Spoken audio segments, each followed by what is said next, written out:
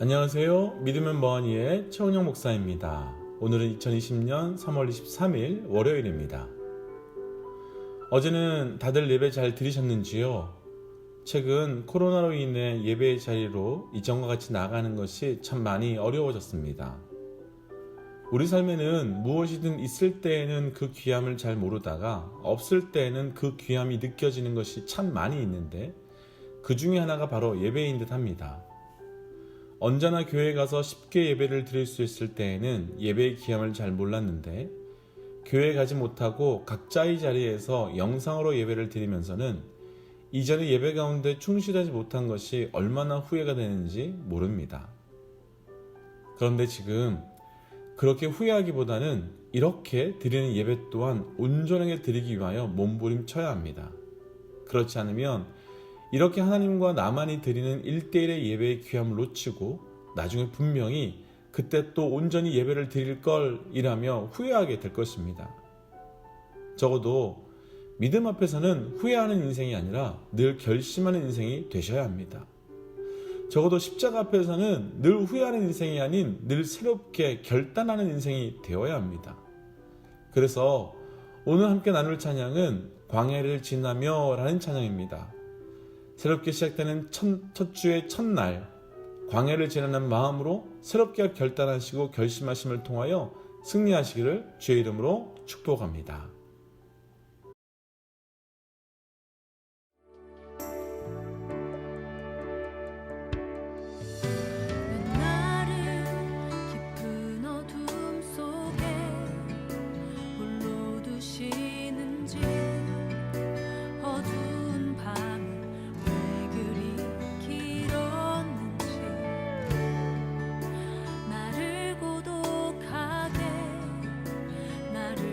자치게 세상 어디도 기댈 곳이 없게 하셨네.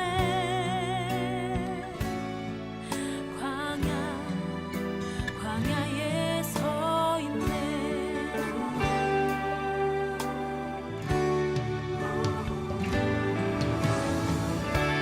주님 난 내 도움이 되시고 주님 난 내 빛이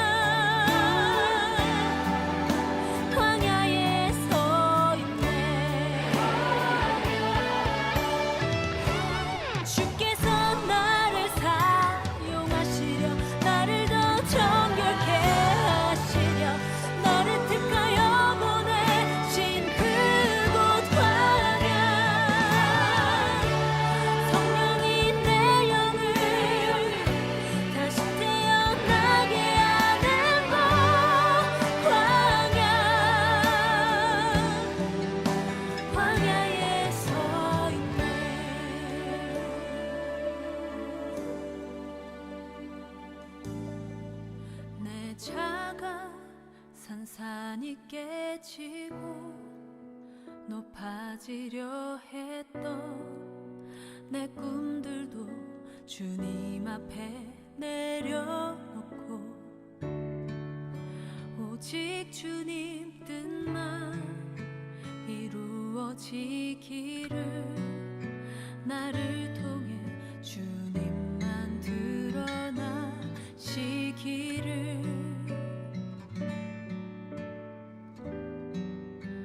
광야를 지나며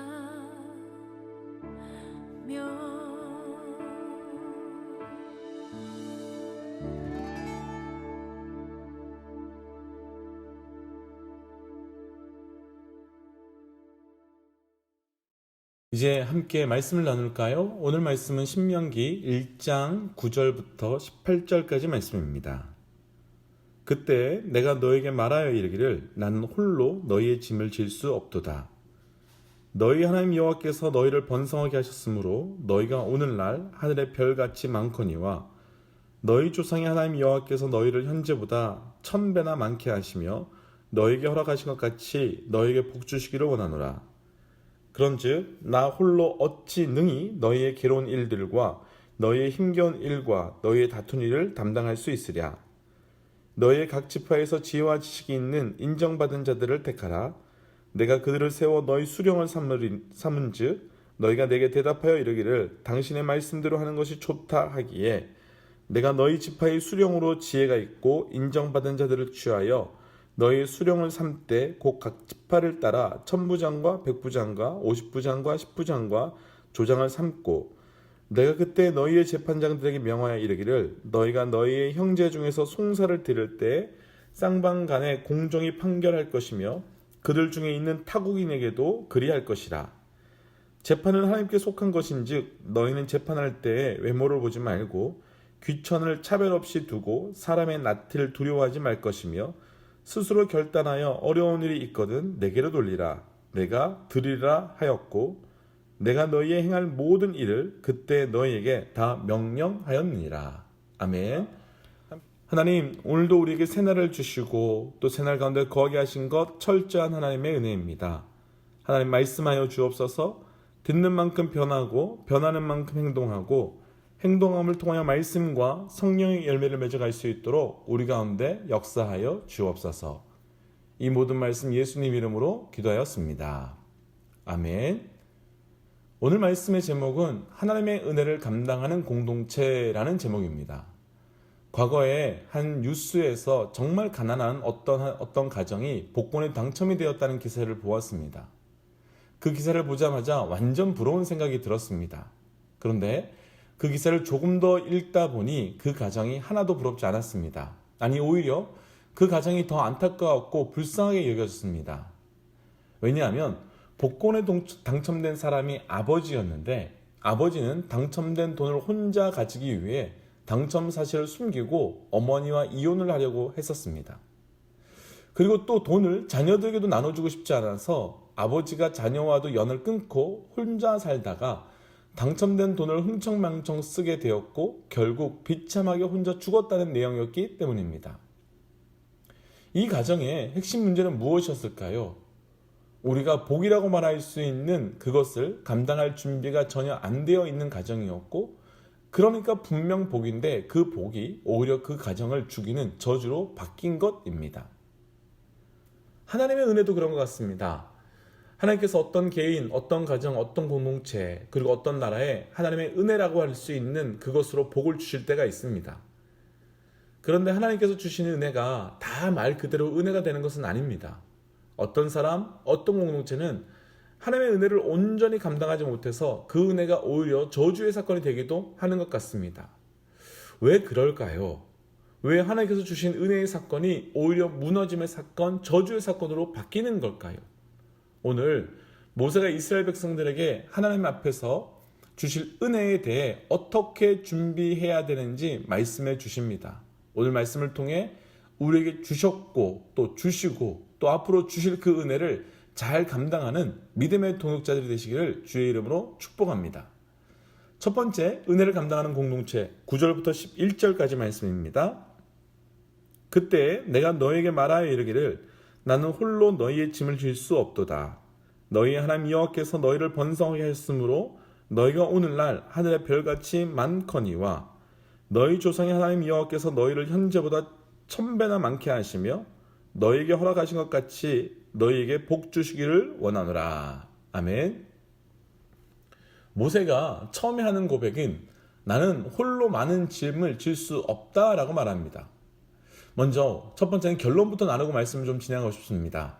우리 삶에 은혜를 감당하는 공동체가 되기 위한 첫 번째 우리의 믿음, 우리의 고백은 우리의 연약함을 고백할 수 있는 공동체입니다. 우리 중에 약한 부분이 조금도 없는 사람은 단 한 사람도 없습니다. 그런데 모든 사람들에게 약함이 있다고 해서 모든 공동체 안에서 그 약함을 고백할 수 있는 것은 절대로 아닙니다. 왜냐하면 그 약함을 잘못 이야기하면 공격의 대상이 되기도 하고 비난의 대상이 되기도 하기 때문입니다. 그런데 오늘 말씀에서는 다른 사람이 모세에게 와서 너 이런 약점이 있다 라고 말하는 것이 아니라 모세가 스스로 나에게 이런 약점이 있다고 고백합니다. 그리고 더욱이 모세는 이스라엘의 최고 리더입니다. 그런데 어떻게 이렇게 백성들 앞에서 자기의 부족함을 말할 수 있겠습니까? 이스라엘이 이후에 타락하고 넘어지긴 했지만 적어도 이때는 서로의 연약함과 부족함을 이해하고 덮을 수 있는 은혜의 공동체였기 때문입니다. 사실 개인이나 공동체나 자기의 약함을 드러내는 것은 결코 쉽지 않습니다. 그런데 모세가 자기의 약함을, 연약함을 드러냅니다. 리더가 자기의 부족함을 드러냅니다. 이유가 있습니다. 10절에서부터 11절에서 나오는 것처럼 하나님께서 채우시고 일하시고 허락하실 것을 분명히 믿는 믿음이 있기 때문입니다. 세상에서는 나의 부족함을 가려야 합니다. 왜냐하면 그것이 부끄러움이며 공격의 대상이 되기 때문입니다. 그런데 하나님 앞에서는 부족함을 다 드러내야 합니다. 왜냐하면 그것이 하나님의 은혜의 일하심의 자리이기 때문입니다. 분명한 것은 세상에서의 리더와 하나님 앞에서의 리더는 완전히 다릅니다. 하나님의 리더는 나의 잘남을 드러내는 것이 아니라 하나님의 높으심을 드러내는 사람이고, 하나님의 리더는 나의 능력을 드러내는 것이 아니라 하나님의 권능을 드러내는 사람이기 때문입니다. 그래서 하나님의 리더는 하나님의 높으심과 하나님의 권능이 나타날 수 있도록 나의 부족함과 나의 연약함을 인정하는 것에서부터 시작됩니다. 그래서 은혜를 온전히 감당할 수 있는 가정, 교회 공동체는 부족함을 드러낼 수 있는 공동체입니다. 왜냐하면 그것이 바로 하나님의 일하심의 재료가 되는 그 시작이기 때문입니다. 요즘 저는 믿음의 동역자들 만날 때면 너무 좋습니다. 서로가 각자의 부족함과 한계를 다 알아버렸기 때문입니다. 아니, 더 정확하게는 저희 약함과 부족함과 한계가 성도들 앞에 다 드러나 버렸기 때문입니다. 그래서 이제 저희 부족함을 말할 수 있고 동역자들의 은혜의 충고와 조언을 들을 수 있습니다. 그리고 그분들의 은혜의 조언과 충고를 통해 하나님께서 일하실 것이 이제 기대가 됩니다. 은혜의 공동체는 높음이 아닌 낮음을, 있음이 아닌 없음을 정직하게 고백하는 공동체입니다. 쉽지 않지만 내가 속한 공동체 앞에서 하나님의 일하심을 믿고 우리의 약함이, 우리의 연약함이 하나님의 일하시는 도구가 되는 것을 믿고 약함을, 연약함을 은혜로 고백하시기를 주의 이름으로 축복합니다. 두 번째, 은혜를 감당하는 공동체 13절입니다. 너희의 각 지파에서 지혜와 지식이 있는 인정받은 자들을 택하라. 내가 그들을 세워 너희 수령을 삼으리라 한즉. 모세가 자신의 부족함을 이야기한 후에 자신을 도와줄 사람들을 세워달라고 말합니다. 그러면서 13절에서는 각 지파의 리더를 뽑을 때 인정받은 사람을 리더로 뽑으라고 말합니다. 그런데 더 중요한 건 단순히 인정받은 사람만 뽑으라고 하지 않습니다. 왜냐하면 인정받는 것, 특별히 사람에게 인정받는 것은 그렇게 중요한 일이 아니기 때문입니다. 도둑 집단에서 인정받는 것이 뭐가 중요하겠습니까? 하나님을 두려워하지 않는 사람들에게 인정받는 것이 뭐가 중요하겠습니까? 그래서 모세는 인정받는 것보다 더 중요한 지혜와 지식이 있는 사람을 더 강조합니다. 모두가 잘 아시겠지만 솔로몬에게 하나님께서 내가 무엇을 줄까 했을 때 솔로몬은 지혜를 구합니다. 그러나 이 지혜는 단순한 지혜가 아니라 정확하게 말씀을 보면 하나님의 마음을 아는 지혜입니다. 곧 하나님의 마음을 아는 것이 더 중요한 겁니다. 또 한 가지가 있습니다. 16절을 보면 모세가 다 재판할 수 없으니 재판관을 세워달라고 하면서 공정히 판결하는 사람을 세워야 하는데 그 이유는 모든 재판이 우리에게 속한 것이 아니라 하나님께 속했기 때문이라고 말합니다. 그러니까 자기 마음대로 하는 사람이 아니라 하나님의 뜻에 맞게 판결하는 사람이어야 한다고 말합니다. 앞에서 이야기했던 사람과 두 번째 재판관, 이 두 부류 사람의 공통점이 있습니다. 바로 하나님의 마음이 기준이라는 겁니다. 오늘 말씀에 나누고 싶은 은혜를 감당할 수 있는 공동체의 두 번째 믿음의 고백, 삶의 자세, 하나님의 마음을 삶의 기준으로 삼는 공동체입니다. 그러나 하나님의 마음이 기준이 되어야 한다는 말 앞에서 우리는 정직하게 점검해야 하는 것이 하나 있습니다. 하나님의 마음이 나의 마음이 되고 기준이 되어야지 나의 마음이 하나님 마음인 것처럼 행동해서는 안 되는 겁니다. 어떤 사람들은 하나님의 마음 주셔서 하나님 말씀하셔서 하나님이 하라고 하셔서 라는 말을 습관적으로 하시는 분들이 계십니다. 물론 저 또한 그런 말을 자주 사용합니다. 그런데 정직하게 내 뜻의 정당성을 구하고자 겁없이 그렇게 표현할 때가 참 많이 있습니다. 예전에 멘토 목사님께서 이렇게 말하는 것에 대해서 진짜인지 가짜인지를 아주 쉽게 분별하는 방법을 알려주셨었는데 상당히 공감이 갔습니다. 멘토 목사님은 하나님의 마음을 주셔서 하나님의 말씀을 주셔서 그 말을 하는 것 자체가 가짜라는 증거라고 말했습니다. 진짜 말씀해 주셨다면, 진짜 하나님의 마음이었다면, 진짜 하나님께서 명령하셨다면 그 하나님의 말씀과 마음과 명령이 너무 커서 그렇게 절대로 표현할 수 없다는 것입니다. 그러고 보니까 진짜 그랬습니다. 예레미야를 보면 가짜 선지자는 하나님께서 내게 말씀 주셨다, 하나님께서 내게 마음 주셨다라고 당당하게 말하는데 예레미야는 통곡하고 우는 것 외에는 아무것도 할 수 없었습니다. 하나님의 마음이 우리 삶의 기준이 될 때 우리 삶의 은혜를 감당하게 되는 이유가 바로 이것입니다. 하나님의 마음을 알게 되고 하나님의 마음을 깨닫게 되면 나를 사망의 음침한 골짜기에 보내신 하나님의 뜻을 알게 되고 그 뜻이 그 자리에 분명히 있음을 알게 되면 그 자리가, 그 때가, 그 관계가 은혜로 시작되기 때문입니다. 내 마음이 기준이 될 때에는 그 자리가 절대로 은혜가 될 수 없지만 하나님의 마음이 기준이 될 때는 어떤 자리도 은혜가 될 수 있습니다. 지금 어떤 자리, 어떤 위치, 어떤 상황에 계십니까? 그 자리가 은혜의 자리가 되기 위해 무엇이 있고 없고 나의 위치가 높고 낮음과 상관없이 오직 하나님의 마음만을 기준으로 사십시오. 그때 이전에 누리지 못한 그 은혜가 우리의 삶에 있게 될 줄 믿습니다. 아멘. 함께 기도하겠습니다. 하나님, 우리가 우리의 연약함과 부족함을 서로 공격하고 넘어뜨리는 도구로 삼는 것이 아니라 서로가 서로를 품어주고 용납할 수 있는 은혜의 사람이 될 수 있도록 우리의 연약함과 부족함 가운데 또 우리의 눈과 귀와 입과 마음 가운데 역사하여 주옵소서. 또한 내 삶의 기준이 내 마음이 느끼는 나의 감정이 아닌 하나님의 마음이 되게 하여 주시사 어떤 상황, 어떤 위치에 있든 그 자리가 은혜의 자리가 되게 하여 주옵소서. 하나님, 특별히 더 간절히 기도하는 것 있습니다. 현재 코로나로 인해 전 세계가 어려움 가운데 있고 많은 사람들이 고통을 받고 있습니다. 하나님, 긍휼을 베푸셔서 이 어려운 때가 은혜의 때가 되게 하여 주옵소서. 또한 하나님, 우리 성도님 가운데 온몸에 암이 퍼져서 정말로 견디기 어려운 시간을 보내고 있는 분이 계십니다.